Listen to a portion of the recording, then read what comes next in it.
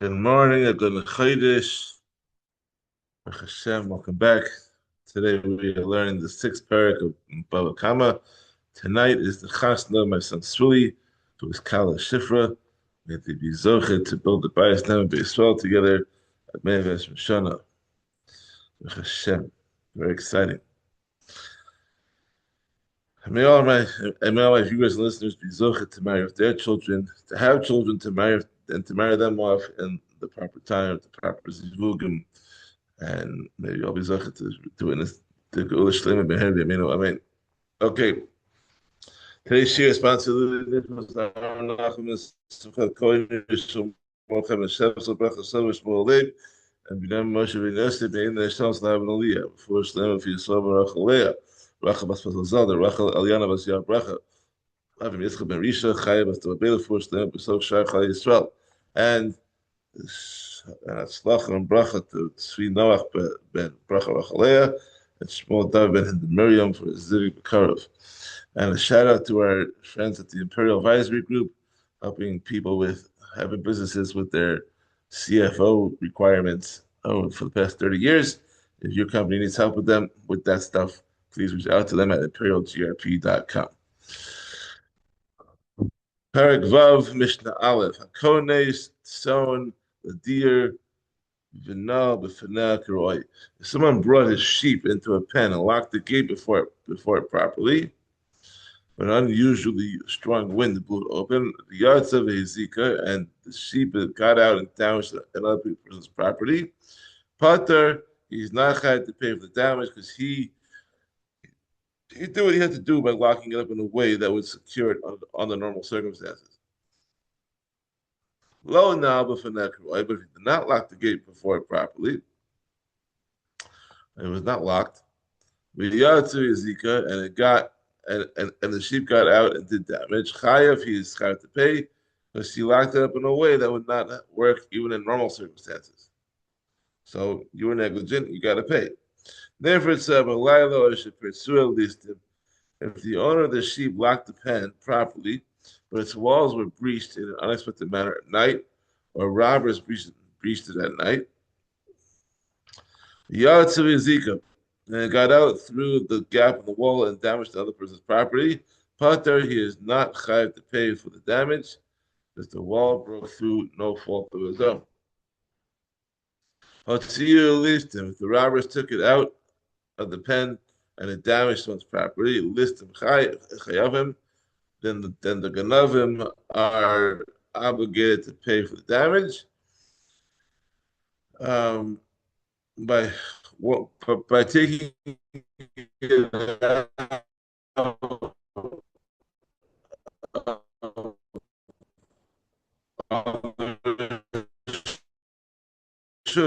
they made it, therefore they are responsible. If you locked up his sheep in its pen properly, but left it in the hot sun, or if he handed it over to a deaf mute, or an insane person, or a minor, he don't want these people watch the sheep for him. But and escaped and did damage. Then the owner is chayav to pay for the damage because he acted negligently by leaving the sheep out in the sun or entrusting it to an unreliable person. Muscle the roa, but if he handed it over to a normal adult shepherd, nichnas roa tachta, the shepherd takes the place of the owner, which means that the shepherd must pay for any damage and not the owner. Nafla legina bananas. If it accidentally fell into a garden where crops were growing, damaged the crops, that benefited from the damage it caused, mishalemis mashnenes. He must pay what it benefited from the crops, but he does not have to pay for the damage because the animals fall into the garden. It was an unforeseeable accident for which he is not responsible. Yarda kedaka bizika. However, if the sheep did not fall, rather it went down to the neighboring garden in its usual manner and it did damage there, mishalemes ma'amashi zika. He pays the full value of what it damaged because in this case he was negligent in letting the sheep enter the garden. Keitza mishalemes mashi zika. How much does he pay for what it damaged? Shaman beisa also sadeh kama haisa yafa. We assess how much the base saw of land in that field was worth before the animal damaged the produce of a small part of it. The Kamma he yafa, and how much the base saw is worth after the damage. The owner of the animal pays the difference. Rabbi Shimon says, Achla peiros gemurim, if it ate ripe produce which is ready to be harvested and sold, Meshalemes peiros gemurim. He pays the value of the ripe produce, im sas up. So if the animal ate a saw produce, he pays the price of a saw produce. Im sasayim, Simon, if it ate two saws of produce, he pays the price of two saws of produce. This Tana holds that damage done to ripe produce is assessed according to the value of the produce itself, and only damaged unripe produce is assessed according to the value of the land. Mr. Gimel,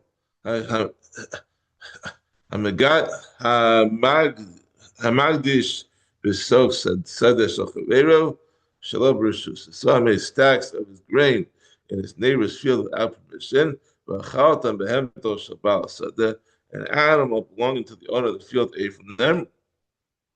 Potter, the owner of the field is not obligated to pay for eating grain, because the owner of the grain has no right to put it there. He had no right to put it there. If the landowner's animal was damaged by the stacks, it slipped on them and it was injured. The owner of the stack is chayav to pay for the damage to the animal, since he created a hazard, he created a bore in his neighbor's field without permission. But if someone made the stacks of grain in his neighbor's field with permission, and an animal belonging to the owner of the field ate from them, the owner of the field is chayav to pay for the eating grain, because by allowing the grain to be stored in his field, he presumably agreed to protect the grain from damage, even though he did not say so explicitly. Mishnah Dalet,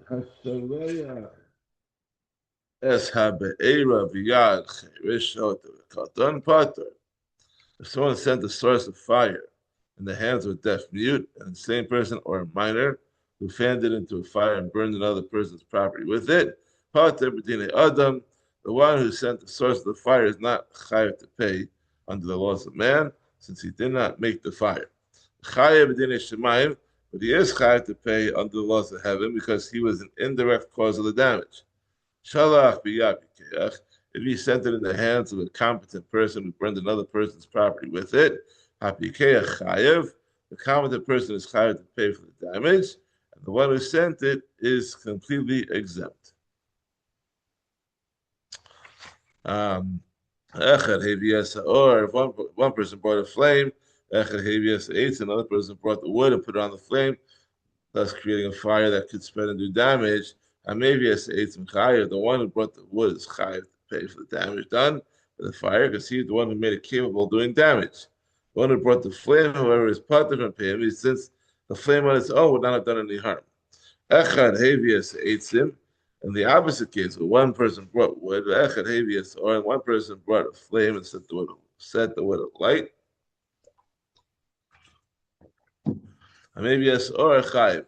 The one who brought the flame is certainly obligated to pay for any damage done by the fire, while the one who brought the wood is pater.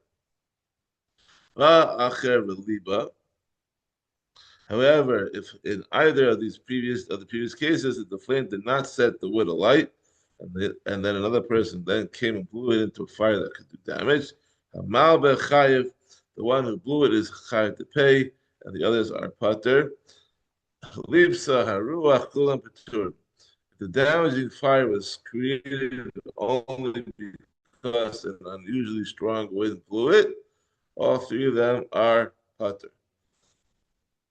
If someone sent a fire, he lit a fire within his own premises and it spread to someone else's property, where it consumed wood, blackened stones, or scorched the earth, chayav, he is chayav to pay damage. Shenemar, as it says in the pasuk, he said, "Say ish matzah kutzim v'nachal kadish or Kamma or sada shalom shalom mavir be'era." There's a mishpatim that if a fire should go forth and find thorns and a stack of grain or the standing grain, or the field is consumed, the one who lit the blaze shall surely pay. By adding the word field, the verse teaches that one must pay even for stones that are blackened or earth that was scorched. Avra got there a pile of wood in his own premises, a pile of wood, or dachwad, or nahar, or across the river that is at least 8 amos wide putter. The one who created the fire is not chayv to pay for any damage caused by the fire because these barriers are usually enough to prevent the fire from spreading. According to the previous Tana, a road is an ineffective barrier if it is 16 amos wide. Um, so this is only that's one of several opinions. If someone lights a fire within his own property, Kamma how far will the fire go? How far must he distance his fire from the neighboring property to prevent it from spreading into that property? Elazar says, Rowan also you view him as though he were in the center of a base court. If half a base course separates the fire from the surrounding properties, he is not chayv to pay for any damage the fire does there. Elazar says, the required distance is 16 amos, like the minimum width of a public road. Rabbi Akiva says, Chamish Amma, required distance is 50 amos. Rabbi Shimon says, Shalem Yishalem Hamavir Sapeiv. The Torah says, the one who ignited the fire shall pay. By stating the fire, the pasuk implies that it all depends on the fire. Therefore, the required distance must be determined on a case-by-case basis, depending on the fire's size. Mishnah Hey, someone lit a fire on his own premises and it spread to another person's property where it burned down a stack of grain in which utensils were hidden. They were burned too. Rabbi Yehuda says, he pays not only for the stack of grain, but even for what was hidden inside it. But the Chachamim say, he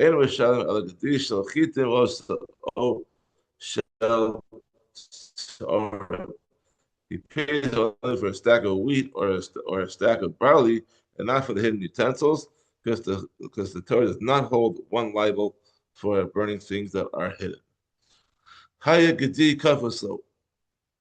If a kid goat is tied to a stack of grain, the Eved samach lo, and a slave was near the stack, but he was not tied to it, then Israf imo, and the goat or slave was burned with the stack, chayiv, the damager is chayiv to pay for the goat, but he is not liable for killing the slave because the slave could have run away.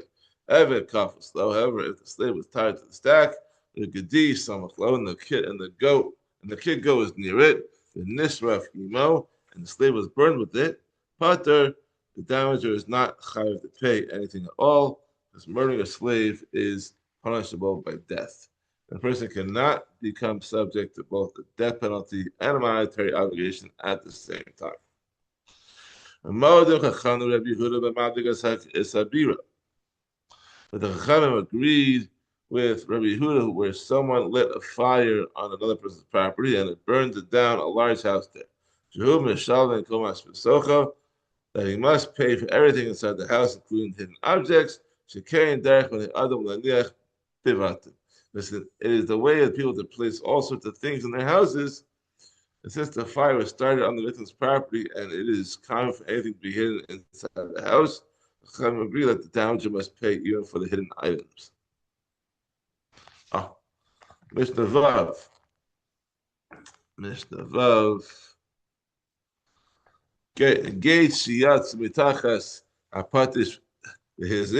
If a spark flew out from under the hammer of a blacksmith and damaged someone else's property, chayav, he is obligated to pay for the damage. Another case, if a camel passing through a public street was loaded with a large bundle of flax, and its flax extended into a shop was set on fire by the shopkeeper's lamp. The hidik is habira, and then it set fire to a large house. And the camel with its bundle of burning flax. Baal Gamal Chayiv. The owner of the camel was chayiv to pay for the damage to the house because it was negligent of him to load his animal with the bundle of flax wide enough to extend it to shops. However, the shopkeeper had put his lamp outside in the street, and the camel's load of flax caught fire as it passed the lamp, and then it set fire to a house. The shopkeeper is chayav to pay for the flax and the house because he was negligent in placing his lamp where it could have caused damage. Rabbi Yehuda said, the shopkeeper's lamp was the Hanukkah light, was near his Hanukkah. He is not chayav to pay for the damages. Since it's a myth, the shopkeeper is not responsible if it causes damage. That's all for today. We'll see you tomorrow for Perek Zion. I'm not sure what time tomorrow's shiur is going to be because it's going to be a late night tonight with the chasna, but we'll get it done sometime tomorrow. Have a wonderful day. Adon Chodesh and Kol Tov.